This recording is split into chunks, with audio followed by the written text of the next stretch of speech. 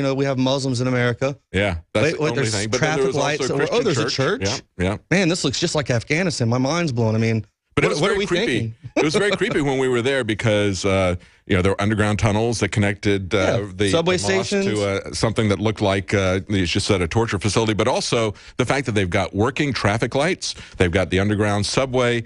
You and I stood at the corner of First and Main. I took your picture at the corner of First and Main. I mean, that is not a foreign country. When you look at this, they're training for domestic operations, and we know that there's a lot of things that could cause that they could use as an excuse for martial law. That's what they're training for over and over again. That's why we're concerned about the scope, the frequency, and the scale of these things continuing to increase every year. Well, what people don't understand, and they have to go back and look at some of these original hit pieces against us, when we posted those slides, when we showed that initial SOCOM report, SOCOM came out and said they didn't know where those slides came from. Yes, exactly. People have to go back and look at the underlying things that are going on. They are continuously lying to the American people every day. And then the Pentagon goes, oh, we don't know anything about this. We deny this. Well, the Pentagon denies everything. The Pentagon doesn't know where they are half the time. Yeah. I mean, it is mind-blowing to see how they try to hit us on every angle. And if it was nothing at all,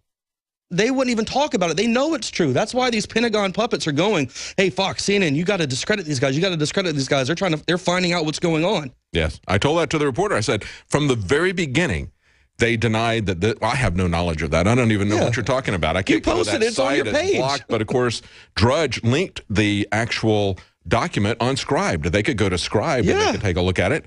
But that was their response. I have no idea what you're talking about. When it got big, that's when they came out, and then they started changing their story. And they keep changing their story because fundamentally, this is a psychological operation. And my friend even said that. Yeah, if you look at what unconventional warfare is, it is a psychological operation. It is a means, and quite frankly, what Obama has been doing to this country, what George Bush was doing to this country was unconventional warfare. It's basically destroying our a country's economics, destroying their civil liberties, taking away people's ability and their will to resist. Okay, and that's the way you do it. That's in the military documents. You destroy them economically, you destroy their civil liberties, you take their rights away, you treat them like slaves, and make them realize they don't have a future, and then they just give up in hopelessness. And as this entire PSYOP is going on, what else is going on? The militarization of the police, the dropping off of these huge MRAPs and tanks in different cities across America. They are strategically placing all this heavy armored equipment all over the country while people are concerned now with the conspiracy theories and all of this. Yes. They're putting all their chess pieces in play. Yes, and they do it one at a time. Yes. Okay, it was a couple of years ago that Watson found the FedBiz Ops procurements for billions of rounds of ammunition. As we did the math at the time, if you added up what Homeland Security was buying, and these are hollow point bullets, this is not allowed under Geneva Convention to be used by the military. It was being purchased by Homeland Security. It was hollow point bullets, which governments are only allowed to use against their citizens, okay? And they got billions of them, and as we pointed out, that's equivalent to 30 years worth of the rate that they were going through it in the Iraq War. Yes. Exactly, in combat. They use way so more. They're stockpiling enough to fight a decades-long war. Then the next year comes around, and what are they doing? They're stockpiling MRAPs and other military equipment, pre-positioning it in local communities, putting it on the dime of the local communities to pay for the maintenance of these things while they retain ownership of it so that they can then come in and take it over whenever they wish. Now we see this training which has been going on at the same time simultaneously over and over again. And 2 years ago, I was talking about all of the military drills that were going on in all the different cities. Then a year ago, we were at Fort A.P. Hill. We walked through the Asymmetric Warfare Center. Now they're doing a massive training exercise across the United States. They're buying up all the ammo. They're buying up all the guns. Meanwhile, places like in Baltimore at a Walmart outside of, like 30 minutes outside of there, are going, whoa, we're going to need to pull the ammo off of the knives and shelves. the BB guns. Yeah, the BB. We can't have this. I mean, there's a civil unrest going on. Well, that's when you kind of need to be able to protect yourself. That's the entire point of having that right, is to be able to protect yourself and your property, your family, if something happens. Yes, exactly. When you disarm us, what happens when people are disarmed? ISIS attacks. Yeah. Look what happened when ISIS came to Texas. We carry guns. Don't mess with Texas. I guess that's something ISIS never heard about. We got guns, all right? That's right. And it isn't just the hired security guards. They paid $10,000 to get a lot of off-duty cops, and these guys know how to shoot. But, of course, there's a lot of Texans who know how to shoot and are carrying as well. We'll be right back with Joe Biggs, and we're going to play you what former Lieutenant Governor David Hurst, former CIA agent, is saying about us. Stay with us. We'll be right back. Governor of Texas, David Dewhurst, who's going around talking about Jade Helm, telling people, hey, there's nothing to be concerned about. Move along. I mean, if you're a patriot, what problem do you have with the government training to take people out in the middle of the night and putting them in white vans and driving them off? I mean, you shouldn't have anything at all to say about that. Well, that's un-American to not like that. Absolutely. So we're going to play the clip from him. It's about a 1-minute clip on CNN. Before we do, I want to let you know that we've got a special right now for ProPure, the biggest discount we've had. Water20 is a promo code to get 20% off all ProPure water filtration supplies through this weekend. You can find that right now at InfoWarsStore.com, along with storable food. Always a good idea to have that for natural disaster or for man-made, right? Let's go to this clip from David Dewhurst on CNN, where he's talking essentially about us. Let's play that clip. Former State Representative Todd Smith, again a fellow Republican, sent a scathing letter to Abbott. He accused him of, quote, pandering to idiots. Is Governor Abbott pandering to idiots? So he's saying people who are scared. No, I think Governor Abbott was simply listening to his constituents. I think this was fueled by talk show hosts that are more interested in their ratings than telling the truth. And so all I tried to do with my editorial and talking every day to people is to remind them that we've had training exercises going through Texas since we were first formed as a republic and now as a state.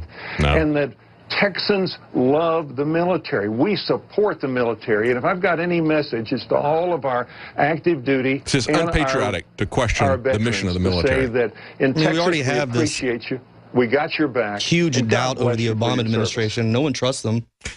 That's what Ted Cruz said. And, you know, I quite frankly, I don't know what to say except that it is our right and it is our duty as citizens to ask what our military is doing. Exactly. And when they tell you to just shut up because I'm wearing a uniform, I'm sorry, I don't live in that country. I'm never going to live in that country. I don't honor that kind of response. Look at the way they've got the map there. You're either permissive or you're hostile, okay? That's their bifurcated world, okay? That's their two choices. You're either permit them to do whatever they want without them telling you anything about it, without them answering any of your questions, and how dare you even talk about what the rightful mission of our military ought to be, okay? Because then you're anti-military. There's a big difference about that.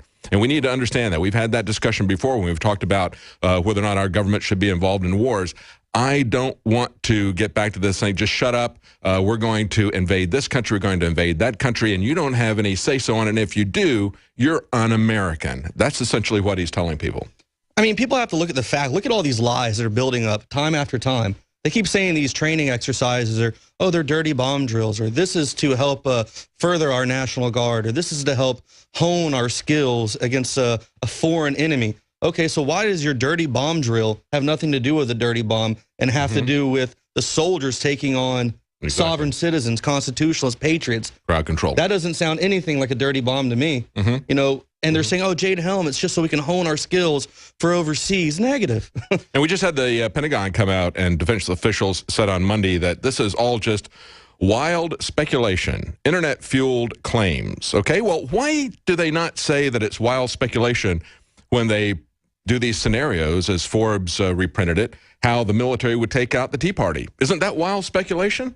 Maybe that's just wild speculation. Why don't they take that back? Why don't they explain to us these repeated training scenarios where they come after people who are conservatives, libertarians, Tea Partiers, people who voted for Ron Paul? And, of course, Louis Gohmert had the courage to come out today, even after all this mud has been slung. And I would say a lot of this, you can understand the politics behind it, okay? David Dewhurst is not simply speaking for the CIA. He's speaking for David Dewhurst, politician, and so is Todd Smith. They mentioned Todd Smith. This is an obscure Texas legislator who lost in the primary in 2012, 65-35, because his big issue that he championed was no voter ID. He was a Republican. He was a rhino, same as David Dewhurst. But you got Louis Gohmert coming out and saying, yeah, Yeah, I understand why they would be concerned about this. He said, when leaders within the current administration believe that major threats to the country include those who support the Constitution, who are military veterans, or who cling to guns and religion, patriotic Americans have reason to be concerned. That's what Louis Gohmert said. Homeland Security has targets that look like pregnant women and children. Yes. They're saying the veterans are #1 target, and yet we're crazy to question this exercise that's going on. And you and I walked through the live target, AP Hill, the Asymmetric Warfare Center, which was an American city. It had the same effect as those no hesitation targets. Stay with us. We're going to be right back with a special report from Alex Jones about this Facebook attack on InfoWars. Stay with us. We'll be right back.